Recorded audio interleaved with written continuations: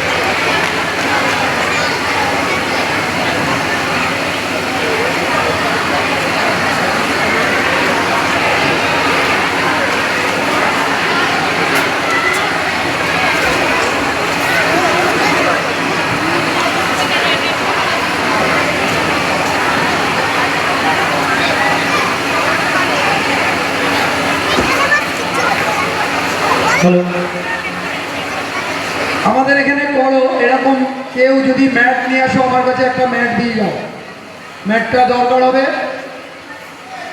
এবং অনেক পরে ম্যাটটা ফেরত দেবো।